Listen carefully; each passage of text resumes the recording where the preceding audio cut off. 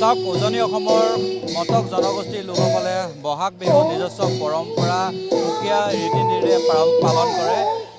উপস্থিত আছোঁ তিনিচুকীয়াৰ ঐতিহাসিক নপুখুৰী পাৰত আৰু এই নপুখুৰী পাৰতে মটক বিহু আনুষ্ঠানিকভাৱে অনুষ্ঠিত কৰা হৈছে। মটকসকলৰ যি গছতলৰ বিহু আছে সেই গছতলৰ বিহু আনুষ্ঠানিকভাৱে মটক যুৱ ছাত্ৰ সন্মিলনে প্ৰত্যেক বছৰেই পালন কৰি আহিছে আৰু এইবাৰো বিগত বছৰ দৰে এইবছৰো মৰুত নন্দন কাননৰ বাকৰিত মটক বিহু আয়োজন কৰিছে। মই মটকসকলৰ অন্যতম বিহু কোলাবুৰী নৃত্য এইখিনি মটত অকণমান আমাৰ দৰ্শকসকলক দেখুৱাবৰ কাৰণে অনুৰোধ কৰিছোঁ। মোৰ সহযোগী সতীৰ্থ ৰাহুলে দেখুৱাইছে এয়া মটকসকলৰ কোলাবুৰী নৃত্য। এই কোলাবুৰী নৃত্য স্বকীয় বৈশিষ্ট্য পৰম্পৰাৰে মহীয়ান আৰু এই কোলাবুৰী নৃত্য যিসকল গাভৰুৱে পৰিৱেশন কৰে তেওঁলোকৰ যি সাজ পোছাক আছে সেয়া সুকীয়া। এই যি কোলাবুৰী নৃত্য সেই কোলাবুৰী নৃত্যই এক স্বকীয়তা বৰ্তাই ৰাখিছে জনগোষ্ঠীটোৰ মাজত আৰু এই কোলাবুৰী নৃত্যৰ সম্পৰ্কে মই কথা পাতিব বিচাৰিম যে জনগোষ্ঠীটোৰ জ্যেষ্ঠ ব্যক্তি আছে তেওঁলোকৰ সৈতে মই কথা পাতিব বিচাৰিম। মোৰ সহযোগী সতীৰ্থ হিমাংকুৱে পৰিৱেশটো দেখুৱাই থাকিব, তাৰ সমান্তৰালভাৱে মই যিহেতু জনগোষ্ঠীটোৰ জ্যেষ্ঠ লোক আছে মই আপোনাৰ ওচৰলৈ আহিছোঁ। দাদা, এই যে কোলাবুৰী নৃত্য মটকসকলে পালন কৰে, কোলাবুৰী নৃত্য প্ৰদৰ্শন কৰে, এই কোলাবুৰী নৃত্যটো প্ৰকৃততে কি, কিয় এই নৃত্যটো আপোনালোকে কৰে অকণমান জানিব বিচাৰিম।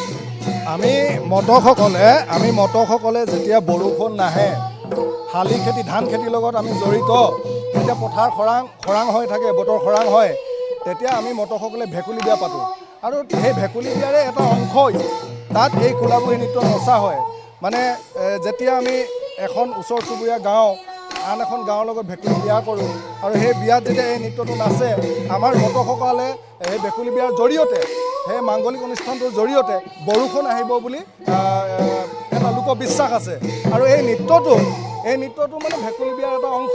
আজিকালি কেতিয়াবা বৰ বিয়াটো নচুৱাই, কিন্তু ইয়াৰ মূলত হ'ল যে বৰষুণ কামনা কৰি নচাৰ এটা নৃত্য। আমি এই নৃত্যৰ জৰিয়তে মটকসকলৰ যিটো কোলাবুৰী নৃত্য, এই নৃত্যটোৰ জৰিয়তে বৰুণ দেৱতাক সন্তুষ্ট কৰিব বিচাৰোঁ যে ইয়াতে আপোনাৰ ধান সিঁচাৰ পৰা ধান ঘৰলৈ কঢ়িয়াই লৈ যোৱালৈকে এই নৃত্যটোত আপুনি পাব ইয়াৰ ঢোলৰ খুঁটবিলাক, গোটেই মেঘৰ গুমগুমনি গিৰিজনীৰ লগত গাজনিৰ লগত মিল আছে। এই তেনেকুৱা ধৰণৰ কথাখিনি মূলত আমাৰ কোলাবুৰী নৃত্যটো মটকসকলৰ ভেকুলী বিয়াৰ অংশ আৰু আমি এই নৃত্যটো কৰিলে বৰষুণ দিব বুলি আমি এটা সমাজত বিশ্বাস এটা আছে। বিহু যিহেতু কৃষিভিত্তিক, বিহু কৃষিৰ লগত জড়িত হৈ আছে, গতিকে এই যিটো মটকসকলৰ কোলাবুৰী নৃত্য এয়াও সম্পূৰ্ণ কৃষিৰ লগতে জড়িত হৈ থকা এটা বিষয়। নিশ্চয়কৈ এইটো একদম কৃষিৰ লগত জড়িত। আমি যেতিয়া শালি খেতিলৈ আৰম্ভ কৰোঁ, কঠীয়া চঠীয়া পাৰিবৰ কাৰণে যেতিয়া পানী নাথাকে পথাৰত, তেতিয়া আমি ভেকুলী বিয়া পাতোঁ আৰু ভেকুলী বিয়া পাতি পেলাই এই নৃত্যটো নাচোঁ। আপুনি মন কৰিব, এজন হৈছে পাহাৰৰ পৰা অহা এজন লোক, তেখেতেওহে আমাৰ জনগোষ্ঠীটো মানে ভেকুলী বিয়াত তেওঁ এণ্ট্ৰি হয়, প্ৰৱেশ হয়। তেওঁ পাহাৰত বৰষুণ বিচাৰি আহি পেলাই আমাৰ ভেকুলী বিয়াত প্ৰৱেশ কৰে। কিন্তু মন কৰিবলগীয়া কথাটো হ'ল কি যে আমাৰ ভেকুলী বিয়াৰ এই কোলাবুৰী নৃত্যৰ জৰিয়তে পাহাৰৰ ব্যক্তি এগৰাকী আৰু ভৈয়ামৰ নাৰীসকলৰ লগত বা মানুহসকলৰ লগত এটা সমন্বয় বাৰ্তাও বহন কৰে।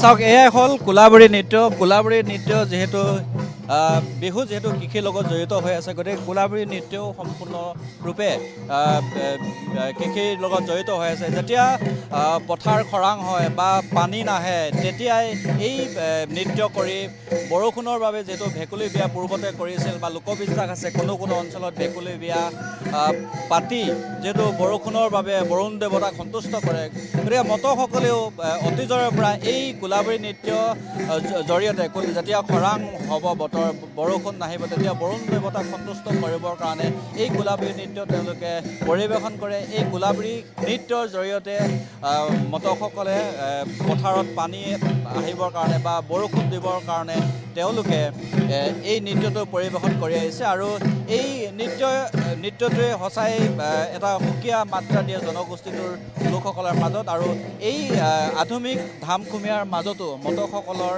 এই যি কোলাবুৰী নৃত্য সেয়াও আজিৰ তাৰিখত এই মুহূৰ্তলৈকে বিৰাজমান হৈ থকা এইখিনি মুহূৰ্তত পৰিলক্ষিত হৈছে।